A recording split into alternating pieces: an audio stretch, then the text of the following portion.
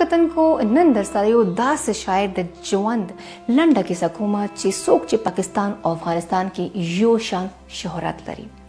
جی جناب، دا شخصیت ته پښتو ستر شاعر، ادیب، عالم، حکیم او جنرال خوشحال خان خټک. تاریخ دا لیکي چې دا خټکو وړومبنی کور د افغانستان لوګړ واده دي، خو دوی معاشي ضرورتونو پوره کولو د پاره وزیرستان کو شمال په لور راغلل.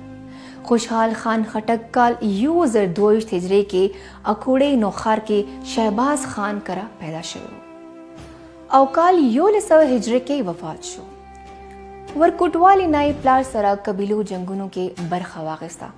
فطرت شاعرانه نو وخت سره سره د قام غم مل شو. د ملک بهاکو خان، یوسف زئی ایمل خان مومند او دریا خان اپریدی پر رنگ مغلو ته میدان ته شو. هغه د افغانستان قومي شاعر دی. د پاکستان او افغانستان د اتلانو سره سره د شاعرانو حالات هم یو شان دي. خوشحال خان خټک خپل وخت کې د مغولو خلاف د پښتنو بیداری ذمہواری په خپل سر اخیسته و. نو د پاکستان قومي شاعر علامه اقبال خپل وخت کې د برصغیر مسلمانان د ازادۍ په معنی پوهه کړل. کال 1862 کې د برتانیا میجر راورټ د خوشحال خان خټک تسلو نظمونو انګریزي کې ترجمه وکړه.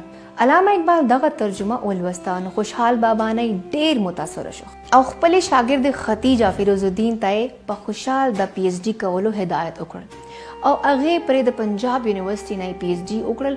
خوشحال خان خټک علامه اقبال خوشحال بابا او افغانانو حکیم په نوم هم یاد کړی دي.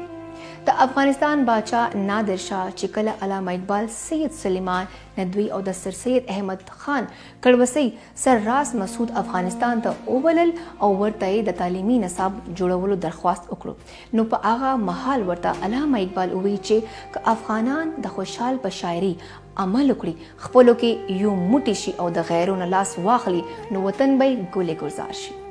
دې وخت پاکستان او افغان ولسونو ته د خوشحال خټک او علامه اقبال په افکارو عمل کولو سخت ضرورت دی.